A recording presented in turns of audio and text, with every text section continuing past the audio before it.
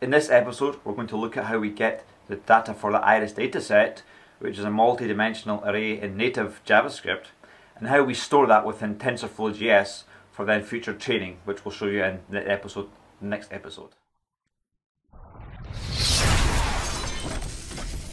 Let's look at how we load data into the tensors.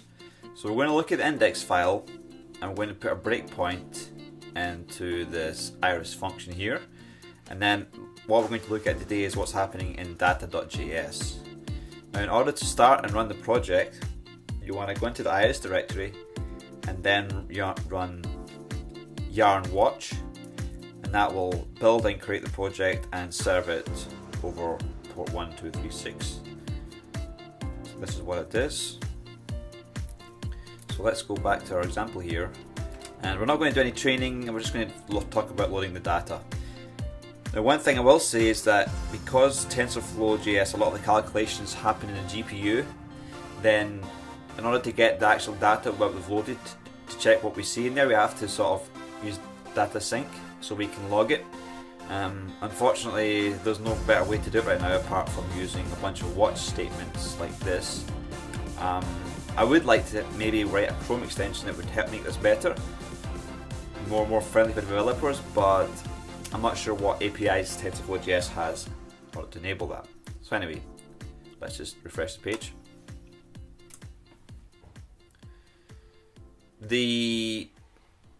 Also the build system that's using is partial, which is a sort of zero configuration type web bundler. So it's not like Webpack where you have to like create a whole bunch of configuration files and stuff. This sort of does it all out of the box. Now, the previous version of this file, the partial bundler source maps didn't work very well, and so that I wasn't getting breakpoints hit there, but they seem to have fixed that. I will convert one of my other videos over to use partial bundler, maybe my Space Invaders game. It's using Webpack. I'm thinking of making that AI version to try and play it. I don't know how difficult that will be, but that would be pretty cool to see TensorFlow playing a game. Anyway, let's step into this. So press F11 in Chrome. Oh, I just dropped some pills. Right. Okay, so here we are. We are in this index file here, and we're going to just step through this line by line because it's a bit hard to get your head around all the stuff that's happening here. So we create some variables here, and we're going to assign this to our data class, and we've got this thing called getIrisData. Then this is the split between our test data and data we use to train things. In machine learning, you normally split up data. You train it with some data, and then the rest you use to test and verify it. So let's step into this. I think it's an async function here. Okay, so here we are. So obtains Iris data split into training and test sets. We've got this test split fraction of the data at the end to be split. Okay, and we return training data as an array of length 4 right type numbers. So this is wrapped within this TensorFlow tidy function, which means that any memory and things will be automatically cleared up by the framework here. So we step into here, and we got this thing called data by class, and then targets by class, these two arrays. And in Iris classes, this is the class of flowers that we eventually assign a category to the input features. And then we're creating two empty arrays here. Okay, so let's step into this. So what we're doing here is we are creating 3 empty arrays and pushing them into these holding arrays. So we'll just step down into here.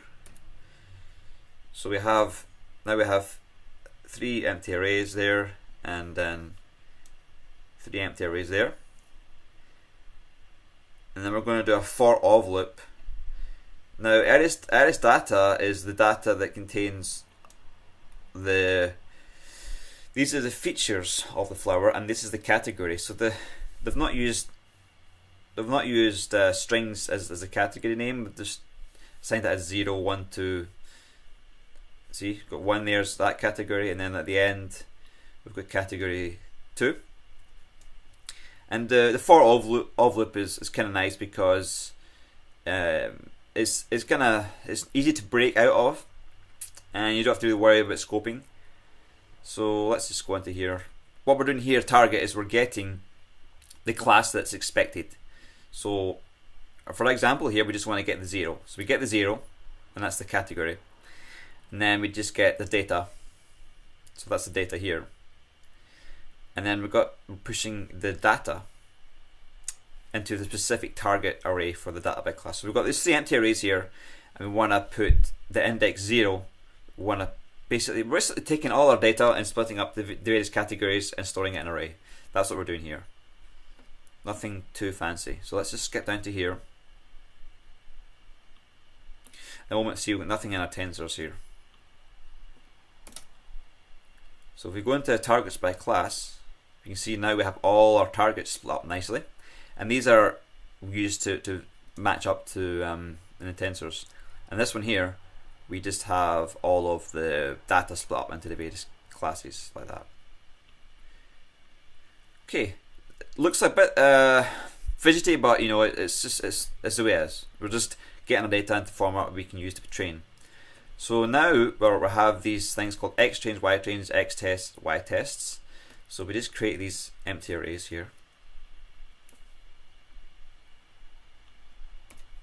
I'm going quite slowly because it kind of took me a while to figure out what was going on. So now we're going to do a look over the Iris classes, which are these things here. And then we're going to go into this one. We're going to convert for each class. Okay, so I is 0, 1, 2. We're going to convert each class to tensors. So in this loop, we're going to convert I, which is 0, right? Which is we're going to get these. We're going to convert this one, this array. And we're going to convert this, and we're going to we're passing in these categories, and then our test split. We're going to convert this to tensors. So let's step into this one. All right. So we've got our data. We've got our targets. We've got our test split.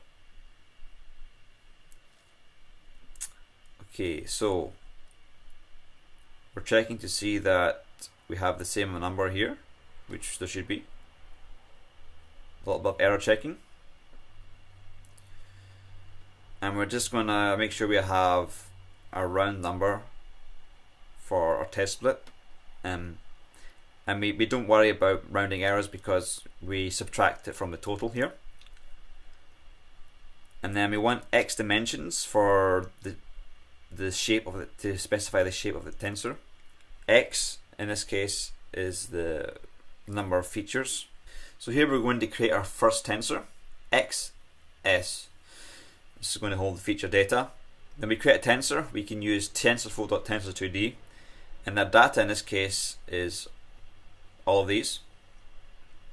And we want to specify the shape of this tensor, which is 50 rows by 4 features or 4 columns, which we call in as the x dimensions. This here, I don't think we actually have to specify it, but it speeds up TensorFlow.js by telling it the shape of the data. If you don't specify this, then it has to work out. I mean, for this case, it's not that complicated because it's just a 2-dimensional array. So what I've done down here is I've created this xs.datasync, which will check to see what we have inside there. Now, if we don't do that, if we want to inspect it, we go in here, and we don't really see the data. We see the shape, that's fine. But then, if you want to find the actual data itself, you have to sort of, can't remember where it is, but somewhere down here you have to go in. Where is it? Anyway, it's not very fun. This XS datasync will allow you to expect the data that's in the GPU. So here we have it, and we have a nice little JavaScript rounding issues floats. Okay, and then we want to get the categories into this one hot. There are valid reasons why we use one hot for this machine learning example. So we have all our data here, And what we're going to do is we're going to split it into training ones and then test ones. Let's just jump through this. The slice here, it starts at these coordinates and then slices it by this amount. For the training one, we want to start the slice using the ratio between the test data and the training data to get what is left for the test ones. So we're just watching these variables as well. So for example, if you look at, let me just get more space here. Okay, so xtrain is all of our training data. See?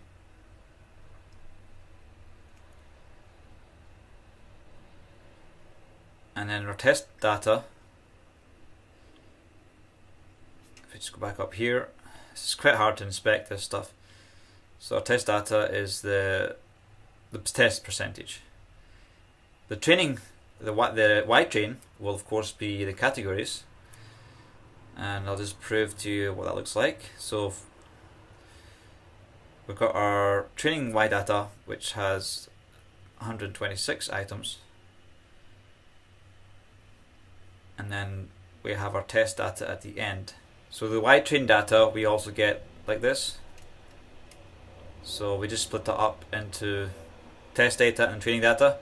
The order is mixed, so it doesn't really matter that we take in all the values after a certain number.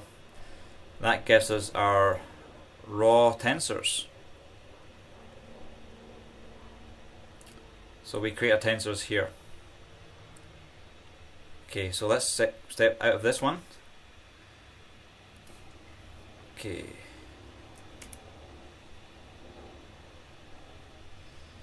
So that will give us all of our variables inside of this array here.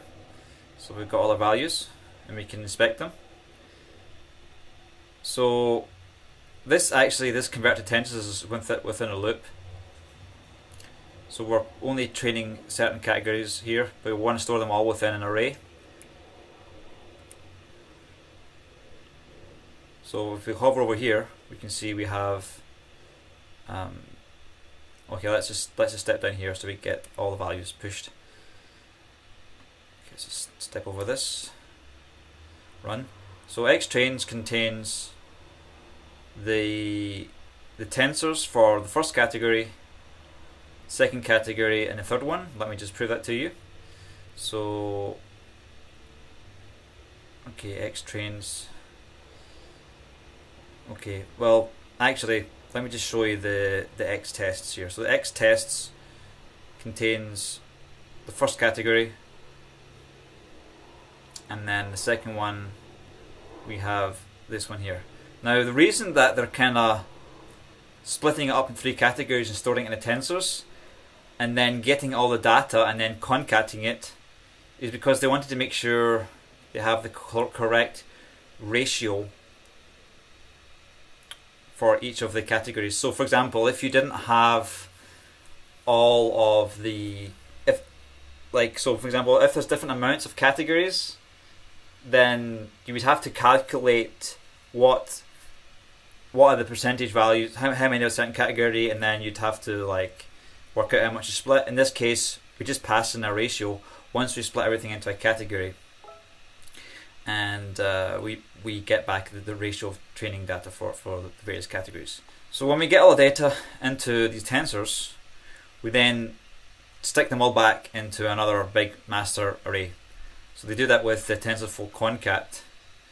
You should go and look at the API for concat and also for the slice one. So yeah, go look at what concat does and what the axes do. So what the axes are if you want, the axes are relative to the multi-dimensional array. So for example, if you have a 2D array, the 0 axis would split up by rows, and then if you did a 1 axis number 1, that would split up by the second dimension. Yeah, there's a good example on the API to look at those things. So that will give us all of our data back. So we can actually go here and just show you this in the console. So if we do, so we've got our X trains, which is our array of 3 tensors, and what concat will do is we'll join these up on the 0 dimension. So basically what I'll do is just join them all together. So now we'll end up with one large array of 504, like so. And that's the data that we will then use to train the model locally. So it's kind of hard to explain all this just by looking at the code. I recommend you do download this example and play with it, step through the code, try and understand absolutely everything about the data. So all the data ends up in these variables here from this large getIris data function. So this is quite a long video for just getting the data, but it's just one of those things because we have the separation between the GPU and JavaScript that it is a bit more complicated. We have to pass things back and forth with the Tensors API. But until we have some kind of native WebGL JavaScript objects, it's not going to improve very much soon. So next lesson we're going to look at the training the model. And yeah, so have a good fun and see you next time.